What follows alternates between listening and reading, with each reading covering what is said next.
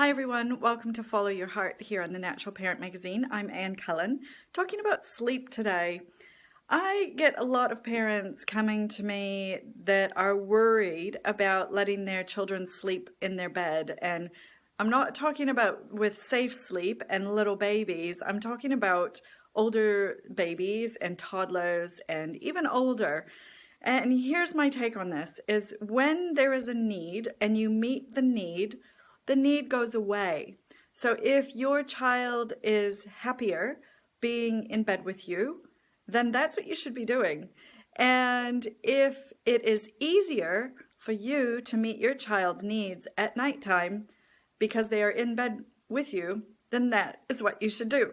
So I think we've got this idea that giving children something that they want means they're always going to want that thing. Trust me, your teenagers aren't going to be sleeping in your bed all night. Just isn't going to happen. Maybe some of you have teenagers that still crawl into bed with you sometimes if they're unwell or feeling sad or need to chat or whatever. And isn't that amazing? That would be amazing. My kids don't do that, but that would be amazing if you've built that kind of relationship up with your kids that they feel comfortable doing that and you allow it. But what I have found most of the time is that there is this need for some nighttime closeness for a while, for a few years, and then it goes away, and then kids do just fine in the night without needing you, and they don't need to climb in bed with you anymore. Now, the thing is, if you want to allow this to take place in your home, you want to set it up in a way that's really friendly for everybody. So it's not just about your child sleeping in your bed, but also you need to be able to sleep as well. So I get lots and lots of people saying, but I can't sleep if my child is in my bed.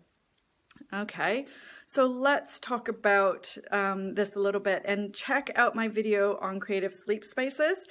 And, I talk a little bit more about this, but you don't have to just stick with your normal bedroom, bed, and mattress arrangements. Think outside the box a bit. Think outside conventional bedrooms and how conventional beds are set up. We would love to know more about what you all are doing and how have you broken out of the mold of everyone has their own bedroom. This idea came from like people that were really rich, and then we all wanted to be like rich people that had such big houses that everyone could have their same bedroom. But this, in most parts of the world, isn't how things happen. We are extremely privileged if we live in a house that is big enough to have children off in another bedroom away from parents. So first of all, remember how privileged you are if you are grappling with this in the first place. Secondly, you can change bed sizes. So why do you have to keep the current beds that you have? Why do you have to keep the same arrangements that you have now?